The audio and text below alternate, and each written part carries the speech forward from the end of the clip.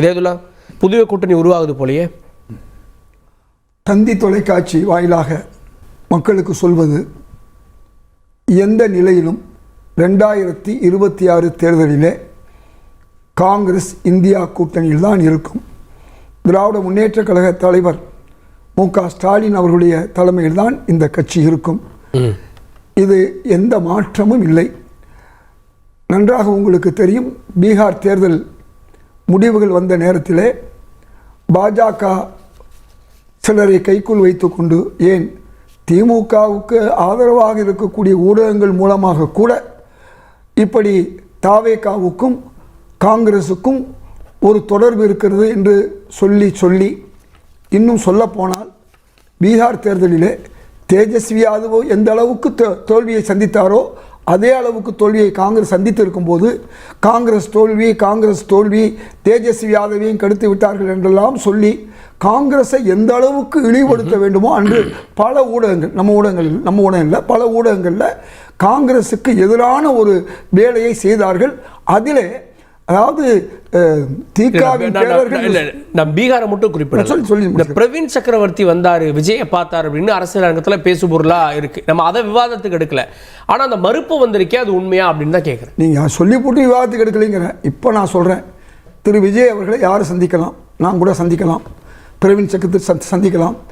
எங்கேயாவது உங்களுக்கு விமான நிலையத்தில் எப்படி திமுக அதிமுக தலைவர்கள் சந்திக்கிறார்களோ எப்படி திமுக சார் அப்படி விஜய் சந்திக்க முடியாது சார். அவர் சார்ட்டர் ஃபிளைட்ல போறாரு, சாதா விமானத்தில் வந்து வெயிட் பண்ணியா போறாரு. நீங்க சொல்ற பார்த்தா விஜய் மக்களும் சந்திக்க முடியாது, தலைவர்களே சந்திக்க முடியாது, மக்கள் இல்ல விமான நிலையத்தில் 2 தலைவர்கள் சொல்றது வேற சார். விமான நிலையத்திலிருந்து தான் சார் தனி விமானமும் போகுது, அதுக்கு உள்ளதான் சார் போக முடியும் சார். முக்கிய விருந்தினர்கள் வரும்போது அவங்களுக்குன்னு விமான நிலையம் வழியா தனியா அவங்களுக்கு வழி இருக்கு சார். தனி விமானமா இருந்தாலும் போகலாம், அதெல்லாம் ஒரு பக்கம் இருக்கட்டும். நான் சொல்வது ரொம்ப தெளிவா சொல்றது, பல பேர் என்ன பண்றாங்கன்னா காங்கிரஸ் மீது இந்த அளவுக்கு ஒரு வன்மத்தை, அதாவது திமுகவுக்கு ஆதரவாக இருக்கக்கூடிய சில ஊடகங்களில் கூட தொடர்ந்து தேஜஸ்வியை பாராட்டுவது காங்கிரஸையும் ராகுலையும் இழிவுபடுத்துவது என்று ஒரு நிலையை எடுத்தார்கள். அப்ப அதோடு மட்டுமல்லாமல் தாவேகாவோடு காங்கிரஸ் நெருங்குகிறது என்றெல்லாம் ஒரு நிலைப்பாட்டை சொன்னார்கள். எந்த சூழ்நிலையும் இப்ப சொல்றேன், இன்றைய முதல் மந்திரி திராவிட முன்னேற்ற கழகத்துடைய தலைவர் மாண்புமிகு ஸ்டாலின் அவர்களும் திரு ராகுல் காந்தி காங்கிரஸிலே உயர் பொறுப்பில் இருக்கிற வரை எந்த சூழ்நிலையிலும் எந்த கட்சியோடும் கூட்டணி இல்லை. அது தாவேகாவாக இருக்கலாம், வேறு எந்த கட்சியாக இருக்கலாம். இன்றைக்கு 2 பேருக்கு எடுக்கக்கூடிய புரிதல் இருக்கு இல்லையா, நட்பு, சகோதரத்துவம், இவை அனைத்தும் சிறப்பாக இருக்கிறது. அதாவது திமுகவோடு நாங்கள் கூடுதல் இடம் கேட்பதோ அல்லது அமைச்சர் இடம் கேட்பதெல்லாம் இங்கே இருக்கக்கூடிய சில தலைவர்கள் செய்வது. ஆனால் அதை யார் இது கலப்புறா, அதை சரி இது அப்படி இல்லைன்னா யார் கலப்புறா? நாங்கள் கம்ஃபர்ட்டாக இருக்கோம் திமுகவோட அப்படின்றதெல்லாம் சொல்கிறீங்க. நாங்கள் கூட்டணி எல்லாம் பற்றிலாம் பேசுவோம், கூட்டணி ஆட்சியெல்லாம் கேட்போம், ஆனால் எங்களுக்குள்ளே இருக்க பிரச்சனை நாங்கள் பேசிக்கணும். அப்போ இது யார் கிளப்புறான்னு கேட்கு. இந்த கிளப்புறவங்களை பற்றி சொல்லிட்டேன். இன்னைக்கு பாஜகவுக்கு ஒரு ஆசை, ஒரு சிங்கம் 4 மாட்டை அடிக்க நினைச்சு ஒரே நேரத்தில் அடிக்க முடியாது, 4 நரியை கூட அடிக்க முடியாது. அப்போ என்ன செய்யும், ஒவ்வொரு நரியா பிரித்து விடும். இன்னைக்கு எப்படியாவது திராவிட முன்னேற்ற கழகத்துடைய ஆட்சியை கவிழ்த்து விட வேண்டும் அல்லது இல்லாமல் ஆக்கிவிட வேண்டும் என்ற ஒரே நோக்கத்தில் இன்றைக்கு பாஜக RSS என்ன செய்துன்னு சொன்னா, இந்த மாதிரி பாஜக RSS என்ற சிங்கம், சிங்கமா அசிங்கமா என்பது தமிழ்நாட்டில் காலம் தான் சொல்லணும். இதுவரையும் அசிங்கமா தான் நடந்திருக்கு. இதுவரையும் 4 இடங்கள் கூட அதிமுகவோட தயவுல தான் வந்துச்சே ஒழிய, ஏற்கனவே திமுக தயவுல 4 இடங்களை வந்து எம்எல்ஏ இடங்கள் யாரு கிடைச்சு, பாஜக கிடைச்சு. அதனால அது சிங்கமா அசிங்கமா. நான் ஒரு உதாரணம் சொல்றேன். இப்படி இன்னைக்கு ஐக்கியமாக இருக்கக்கூடிய இந்தியா கூட்டணியை எப்படியாவது சரித்து விடலாம் என்ற அடிப்படையில், பிளவுபடுத்தி விடலாம் என்ற அடிப்படையில் சில கட்சிகள், அதற்கு சிலவர் துணை போகிறார்கள். அவர்களுக்கும் நான் சொல்வேன், அவர்கள் திமுக ஆதரவாக உள்ள இருக்கக்கூடிய ஊடகங்களாக இருக்கலாம், நெறியாளர்கள் இருக்கலாம், யாரா இருந்தாலும் சொல்வேன், இந்த கூட்டணி என்பது இன்றைக்கு நிச்சயமான கூட்டணி, லட்சியமான கூட்டணி, இதுல எந்த மாற்றம் கிடையாது. இப்ப சொல்றேன், மீண்டும் சொல்றேன், தாவேகாவோடையோ திரு விஜயோட காங்கிரஸ் இந்த 2026 கூட்டணி இல்லவே இல்லை. ஒரே வழி, சிறிய குறுக்கீடு தான். நான் சொல்வதற்கு முன்னே அவரே பதில் சொல்லிட்டார். காங்கிரஸ் இல்லாமல் திமுக இல்லை, திமுக இல்லாமல் காங்கிரஸ் இல்லைங்கிற 2014 தேர்தலில் வந்து நடந்ததே அவர் சொல்லியிருக்காரு. அதே நேரத்தில் காங்கிரஸ் தனியாக போட்டிட்டு 1989 நான் கூட நின்ற நேரத்தில் ஏறத்தாழ 26 இடங்களை எடுத்தது 22% தனியா. நான் சொல்றது காங்கிரஸ் தனியா. அதெல்லாம் இன்னைக்கு இருக்குது. அதெல்லாம் தெரிஞ்சுதான் திமுக இந்தியா கூட்டணி நாங்க இங்க இருக்கோம். அவங்களுக்கு எங்க பலம் என்ன, திமுக பலம் எங்களுக்கு என்னன்னு தெரியும். சரி, ஓகே, சிறிய குறிப்பிட்டாலும் இருக்கும். எங்களுக்கு இடையில எந்த விரிசலையும் யாரும் ஏற்படுத்தி விட முடியாது. ஓகே, இதெல்லாம் காங்கிரஸில் ஒரு கூட்டம் இருக்கு, ஒரு குரூப் இருக்கிறாங்க. அவங்க எப்படின்னா திமுக கூட்டணியிலிருந்து எப்படியாவது காங்கிரஸை கல்வி கொண்டு வரணும் அப்படின்னு ரொம்ப தீவிரமாக வேலை செஞ்சுட்டு இருக்காங்க. அதில் மாற்றுக்கிறது கிடையாது, மறுக்க முடியாது. பலர் ஓப்பனாகவே பேசுகிறாங்க. அப்போ அந்த ஆட்கள் என்ன பண்ணுறாங்கன்னா, இரண்டாம் கட்ட தலைவர்களை வைத்து இந்த கூட்டணிக்குள் ஒரு குழப்பத்தை உருவாக்குறதுக்கான ஒரு முயற்சியை செஞ்சுக்கிட்டே இருக்கிறாங்க, தொடர்ச்சியாக செய்கிறாங்க. அதனால தான் விஜயோட கூட்டணி, விஜயை காமித்து இங்கே வந்து ஒரு பார்க்கிங் பண்ணிக்கிடுவோம் அப்படிங்கிற மாதிரியான ஒரு வேலையை செய்கிறாங்க. அது ஏன்னா தலைமை செய்யலை, கட்சி இருக்கக்கூடிய ஒரு சில இரண்டாம் கட்ட தலைவர்கள் பண்றாங்க. தலைமை செய்யறது தான் முக்கியம். அதையும் பார்க்கணும். இல்ல, ஒரு தலைமை கண்டிக்கலையா, அதையும் பார்க்கணும். தலைமை கண்டிக்கல, தொடர்ந்து கூட்டணியில் இருந்து கொண்டு திமுகவை தொடர்ந்து கடுமையாக காங்கிரஸ்காரர்கள் விமர்சிட்டே இருக்காங்க. சார், திமுக காரங்களும் விமர்சிக்கிறாங்க. டிஆர் உங்களுக்கு தெரியுமா? உங்களுக்கு திருச்சி சிவா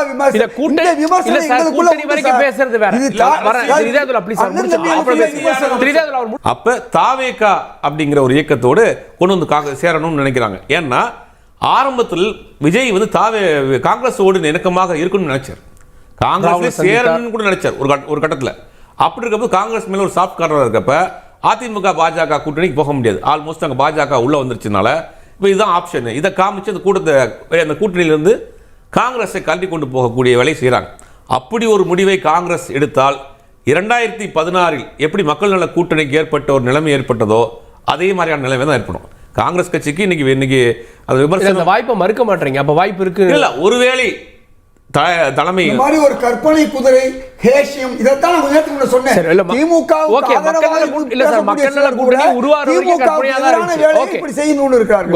தெரியுதா? காங்கிரஸ்ல ஒரு பிரிவு விஜய் பக்கம், தாவேகா காங்கிரஸ் கூட்டணிக்கான முயற்சிகளை முன்னெடுக்குதோ அப்படின்ற கேள்வி வரல உங்களுக்கு? அத சம்பந்தமா பேசுறாங்க, கருத்துக்களை வெளிப்படுத்துறாங்க. நான் ஒவ்வொரு சட்டமன்ற தேர்தலாக பார்க்குறேன். 1980 திமுகவும் அப்பவும் வந்து அதிமுகவில் தான் சேரணும்னு சொன்னாங்க. அடுத்து 87 எம்ஜிஆரோடு சேரணும்னு சொன்னாங்க. இப்படி ஒவ்வொரு காலகட்டமும் நடக்கும். ஆனால் முடிவு எடுக்கிறது யார் தெரியுமா? இங்கே யாருனாலும் பேசலாம், நான் கூட பேசலாம். ஆனால் முடிவு எடுப்பது வந்து தலைமை. அதனால தான் உங்களுக்கு சொன்னேன், திரு ராகுல் காந்தி அவர்களும் திரு ஸ்டாலின் அவர்களுக்கும் இருக்கக்கூடிய அந்த புரிதல் எந்த நிலையிலும் வராது. ரெண்டாவது கேரளா விஷயம். கேரளா வந்து உங்களுக்கு நல்லா தெரியும். எந்த நடிகராக இருந்தாலும் சுபேர் அழகாக சொன்னார், நடிகர்களுக்கு வந்து அங்கே வந்து வாய்ப்பு இல்லை, தமிழ்நாடு மாதிரி ஆந்திரா மாதிரி. அதே நேரத்தில் இப்படி வச்சுக்குவோம், தமிழ்நாட்டில் கம்யூனிஸ்ட் கட்சியும் காங்கிரஸும் என்னவா இருக்குது? கூட்டணியாக இருக்குது. கேரளாவில் எப்படி இருக்குது? எதிரெதிராக இருக்குது. ரெண்டு தான் எதிரெதிர் கட்சிகள்.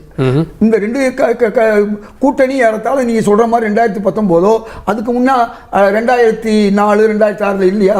கம்யூனிஸ்டும் காங்கிரஸும் கூட்டணியில் தான் இருக்காங்க இங்கே. அதே நேரத்தில் நாளைக்கு விஜயே வந்து காங்கிரஸுக்கு நான் ஆதரவு கொடுக்குறேன் கேரளாவில் சொன்னால் நாங்கள் ஏற்றுக்க மாட்டேன்னு சொல்ல போகிறோமா? கேரளாவில் ஆதரவு, தமிழ்நாட்டில் எதிர்ப்பு. சொல்ல வேண்டியது நாளைக்கு ஆதரவு, கூட்டணிங்கிற வார்த்தை சொல்ல ஆதரவு தர்றேன்னு சொன்னால் நாங்கள் என்ன வேண்டாம், யார் ஆதரவு கொடுத்தாலும் காங்கிரஸ் வந்து நீங்கள் கேட்காம எப்படி ஒரு கொடுப்பாரு? நான் கேட்குறது கேட்டு கொடுக்குறாங்களோ கேட்காம கொடுக்குறாங்களோ.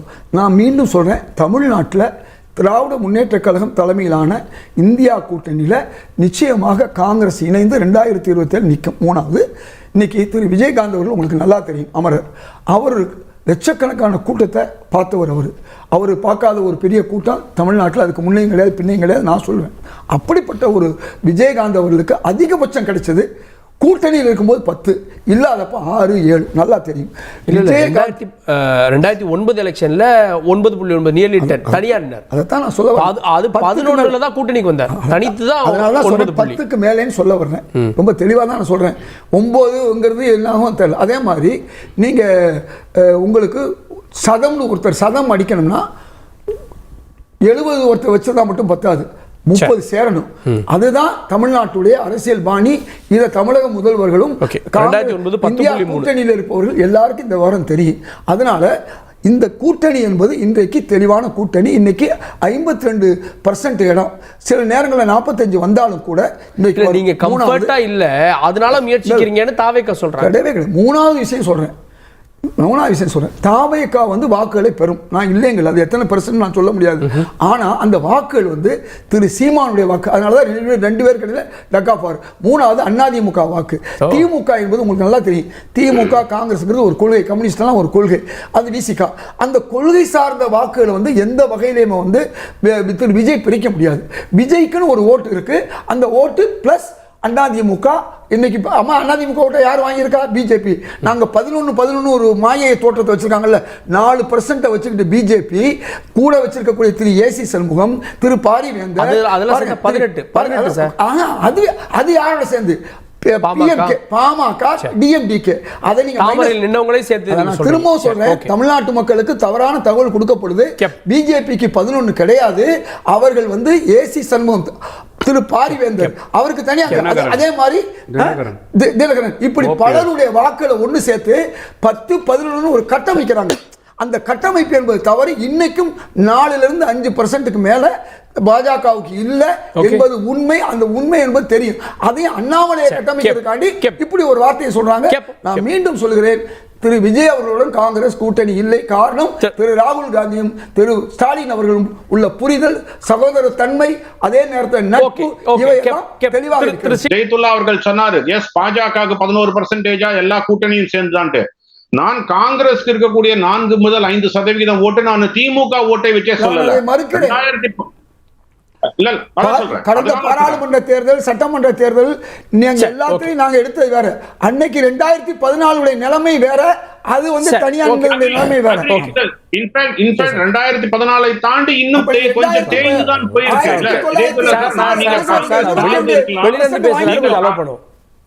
நீங்க நீங்கள் காங்கிரஸை சேர்ந்தவர், நான் வந்து ஒரு வெளியாளாக நான் ஒரு வாக்குகளை பார்க்கும்போது எனக்கு எல்லாருக்கும் தெரியும் சார். ப்ளீஸ், காங்கிரஸும் கம்யூனிஸ்ட் அங்கே இருந்தால் ஸ்டாலினோட படத்தை யார் பயன்படுத்துவதோ பயன்படுத்திக்கலாம்.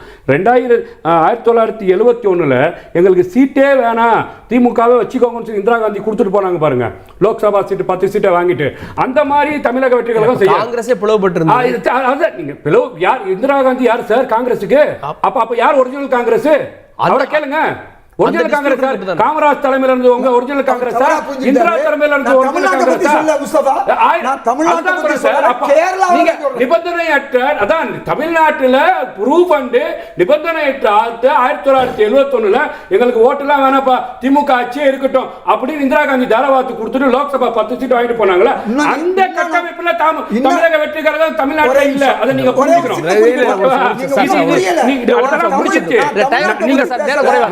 கேரளாவை பத்தி தான் நான் பேசுறேன். நீங்க கேரளால பத்தி பேசுறீங்க. தமிழ்நாட்டிலே காங்கிரஸ் இந்த நிலைமையே இருந்தது, புரியுதா? நீங்க தாராவாத்து நிபந்தனையற்ற ஆதரவு கொடுத்தாங்க. அந்த நிலையில தமிழக வெற்றி கழகம் கிடையாது. தமிழக வெற்றி கழகம் இன்னைக்கு வந்து பிரதானமா தமிழக வெற்றி கழகத்துக்கு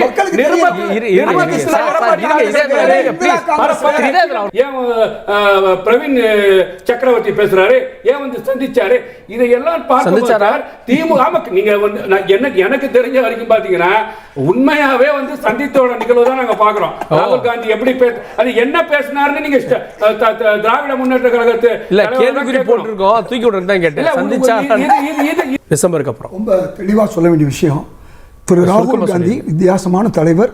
இன்னைக்கு இதுவரை எந்த காங்கிரஸ் தலைவர்கள் எதிர்க்காத அளவில் RSS எதிர்க்கிறாரு, அதனால் அவர் பாதிக்கப்படுறாரு. நம்பர் 1, அதாவது ஆக்டோபஸ் அளவுக்கு தொண்டர்கள் உள்ள பலம் உள்ள RSS பகிரங்கமாக எதிர்க்கிறாரு.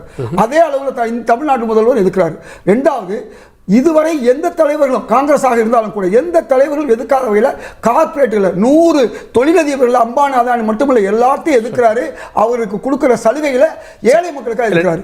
இப்படிப்பட்ட ஒரு சூழல்ல இப்படி இருந்தாலும் கூட நான் நிற்பேன், மக்களுக்காக நிற்பேன்னு சொல்லக்கூடிய ஒரு தலைவர் அவர் ரொம்ப தெளிவா இருக்காரு. தமிழ்நாட்டுக்கு வந்து இந்த இந்தியா கூட்டணி அவர் சப்போர்ட் பண்றாரு. இன்றைக்கு இப்படிப்பட்ட RSS மற்றும் கார்பரேட்டுகளுக்கு பின்னணியில் இருக்கக்கூடியவர்கள் இன்னைக்கு காங்கிரஸ் அழிப்பதற்கு பல்வேறு பேர் திரண்டு தான் இன்னைக்கு காங்கிரஸ் 20 கிடைக்குமா 25 கிடைக்குமா இதை முடிவு பண்ணுவது திரு ராகுல் காந்தியும் திரு ஸ்டாலின் அவர்களும். இப்படி சொன்னா காங்கிரஸ் கட்சிக்காரர்களுக்கு ஒரு இது இறக்கம் ஏற்படுமோ, மனித ஏற்படுமோ நினைச்சிட்டு இருக்காங்க. நிச்சயமா நடக்காத பகல் கனவா முடியும். ஓகே.